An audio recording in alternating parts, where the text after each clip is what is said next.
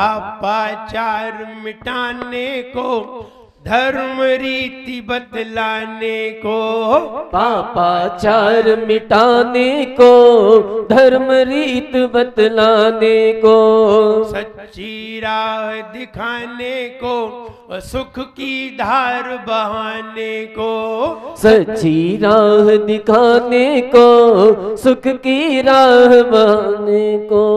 धरती पर आते हो, धरती पर आते भगवन कहलाए रे। जीवन है पानी की बूंद कब मिट जाए रे, हो जीवन है पानी की बूंद कब मिट जाए रे।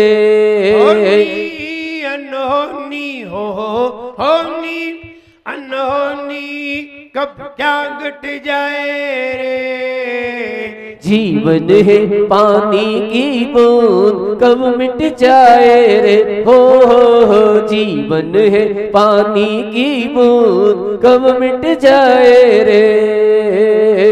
दुनिया में ऐसा कोई भी प्राणी नहीं हुआ करता जिसके गर्भ के पहले, अभी गर्भ में आए ही नहीं है और गर्भ के पहले ही किसी के यहाँ उत्सव होने लगे। ऐसा धरती पर कोई प्राणी अभी तक आया नहीं है। सिर्फ तीर्थंकर हुआ करते हैं जो गर्भ के पहले ही उनके महल में उत्सव होने लगता है। विचार करिए, अभी शादी हुई नहीं और उत्सव होने लगा, अभी गर्भ में आए ही नहीं है और उनके यहाँ रत्नों की बरसात होने लगी। इसका मतलब ही है अगर कहीं रत्नों की बरसात बिना कुछ कार्य किए होने लगे तो समझ लेना चाहिए कोई महापुरुष आने वाला है। ऐसा प्राचीन ग्रंथों में बताया गया कि गर्भ के 6 माह पहले रत्नों की बरसात हुई। गर्भ के समय 9 माह तक हुई। मैं विचार कर रहा था, एक तीर्थंकर ही धरती पर रहते हैं जो गर्भ के पहले अपनी पहचान बता देते हैं कि हम आ रहे हैं। वरना कोई भी दुनिया में ऐसा नहीं है, चाहे बलभद्र हो, चाहे चक्रवर्ती हो, चाहे तीर्थंकर हो, चाहे चक्रवर्ती हो, चाहे नारायण हो, चाहे प्रति नारायण हो, कोई भी महापुरुष हो, लेकिन गर्भ के 6 माह पहले किसी के यहाँ उत्सव नहीं होता, सिर्फ तीर्थंकर के होता है। विचार करिए, अगर तीर्थंकर जन्म ही धरती पर क्यों लिया करते हैं, और तीर्थंकर कौन हुआ करते हैं? कोई भगवान थोड़े हुआ करते हैं, तीर्थंकर बाद में भगवान बनते हैं। जब आते हैं तब तो इंसान ही होते हैं। एक ऐसा इंसान जो भगवान बनने के लिए आया है उसे ही तीर्थंकर कहते हैं। ऐसे कई इंसान होते हैं जो गर्भ में आने के पहले जिनके घर पर कोई उत्सव नहीं होता और भगवान होते हैं।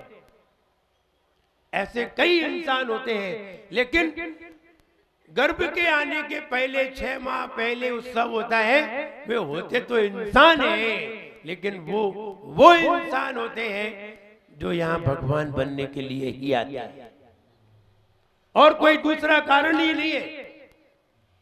इंसान ही भगवान हो सकता है और इंसान ही भगवान हुआ है। इंसान बनकर के ही भगवान बना जा सकता है। इसलिए वो तीर्थंकर भी देव गति में होते हैं और फिर मनुष्य गति में आकर के फिर भगवान बनने का पूरा प्रयास करते हैं, और एक दिन भगवान बनकर संसार से मुक्ति को प्राप्त कर लेते हैं। किसी ने पूर्व में बहुत अच्छे विचार किए, बहुत अच्छे श्रेष्ठ विचार किए, मुझे लगता है इससे अच्छा कोई विचार हो नहीं सकता। ऐसे विचार जिन्होंने अपने जीवन में किए वे ही लोग तीर्थंकर बना करते हैं, हर कोई नहीं बनता। मुनि बहुत सारे लोग हो सकते हैं, असंख्यात हो सकते हैं, संख्यात हो सकते हैं, लेकिन तीर्थंकर असंख्यात नहीं होते। तीर्थंकर तो गिने चुने होते हैं। तीर्थंकर तो गिने चुने होते हैं। लेकिन ये बात सही है कि तीर्थंकर पद दुनिया में सबसे ऊंचा पद होता है, इससे ऊंचा कोई पद नहीं होता। और जितने ऊंचे पद होते हैं वे ऊंचे विचारों से ही होते हैं। हल्के विचारों से ऊंचा पद नहीं मिलता। जितने ऊंचे विचार होते हैं उतने ही ऊंचे पद होते हैं। आप किसी कलेक्टर से बात करके देखिए, आप किसी डीएम कलेक्टर से बात करके देखिए, उसके बात करने का लहजा देखिए, बात करने का तरीका देखिए।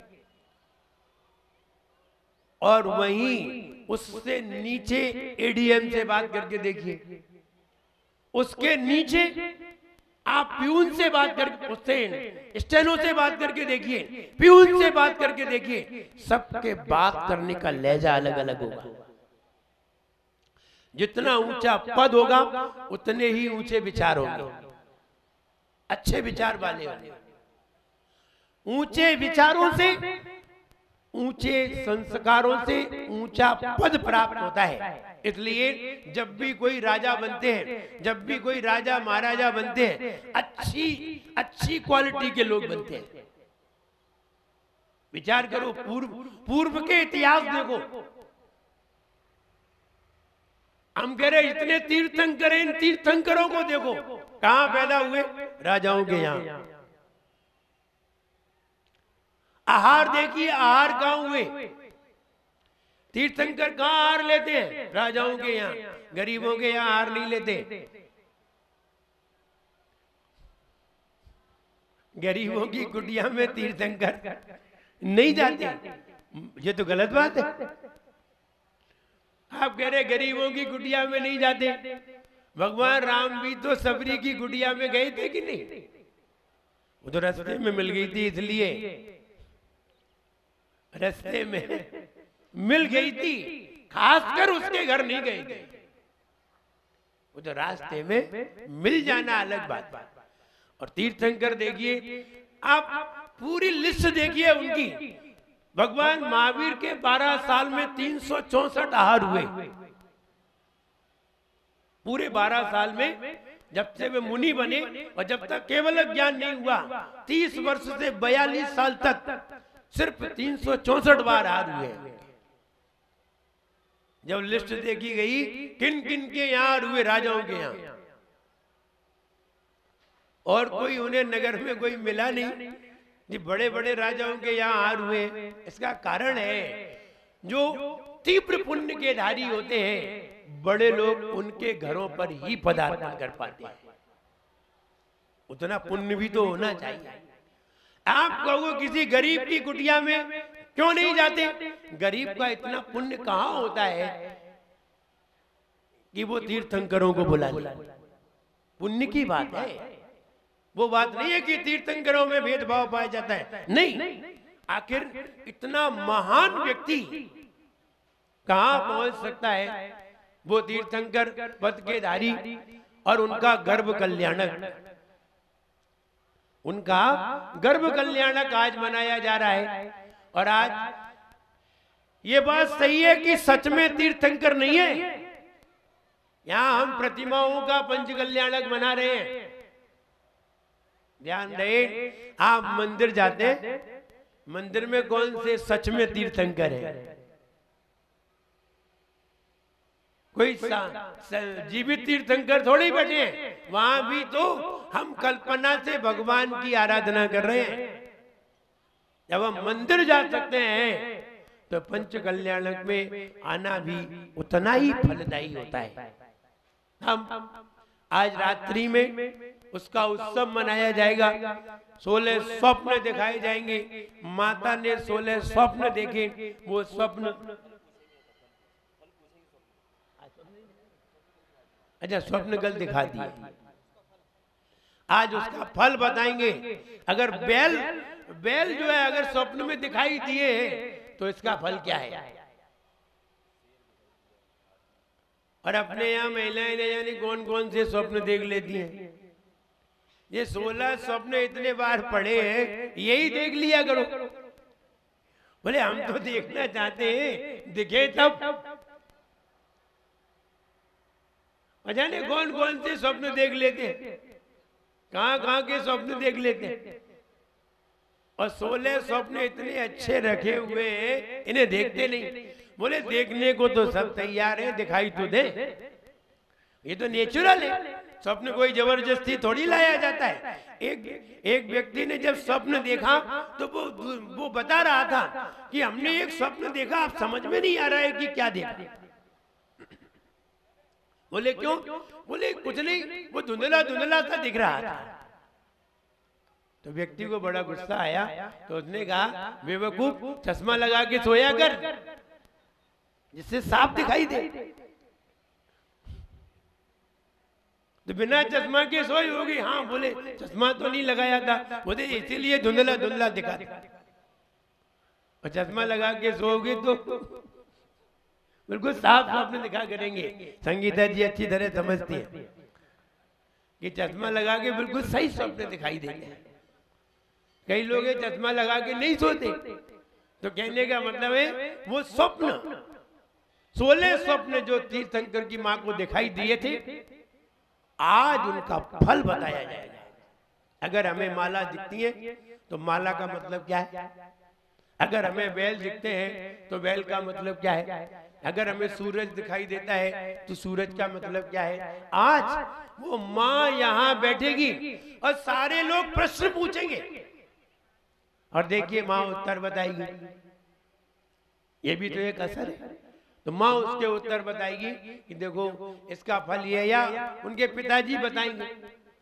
मां पिता से पूछेगी हमने ये वाले स्वप्न देखे, उसमें एक स्तुति आती है, स्वप्ने यदिया जननी क्षपायाम गजादिवन न्यंतमिदम ददर्शो।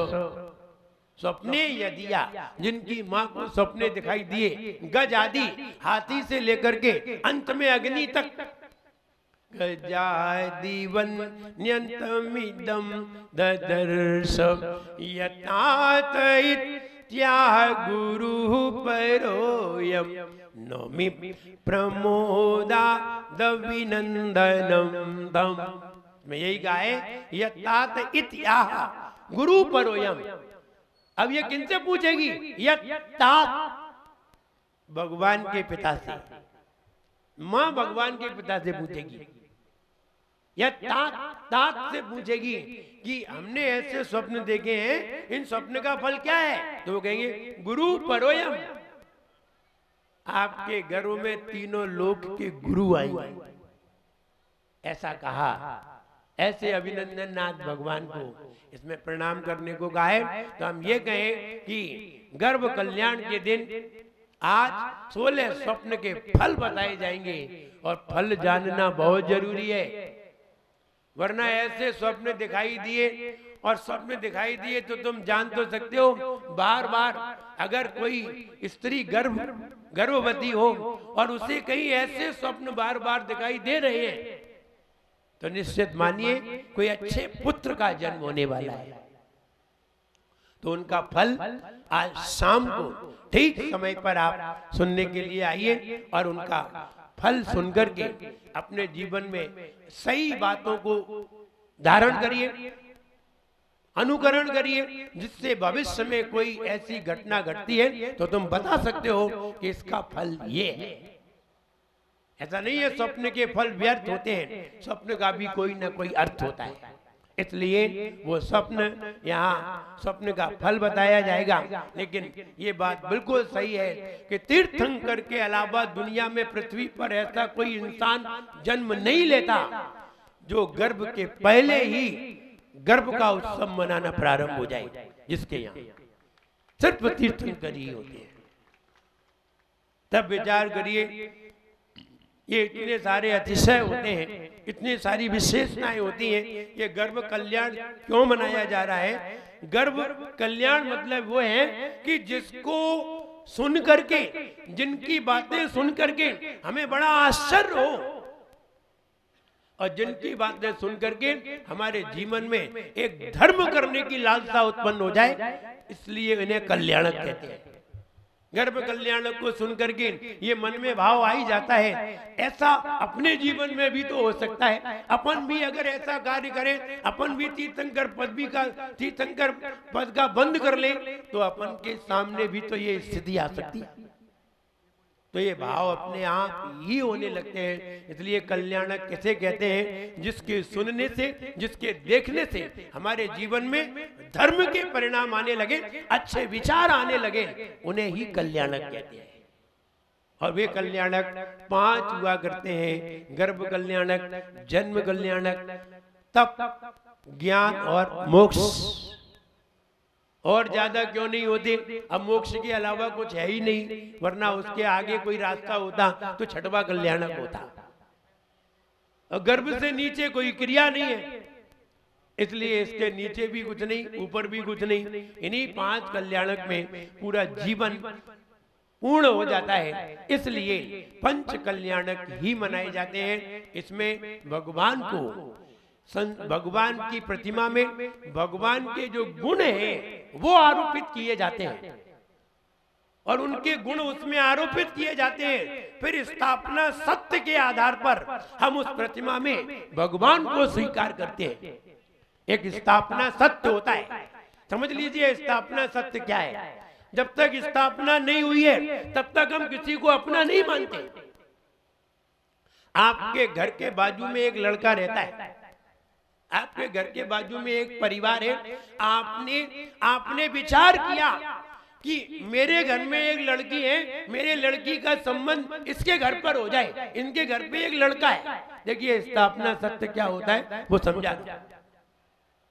वैसे वो लड़का रोज निकलता था तुम्हारे घर से,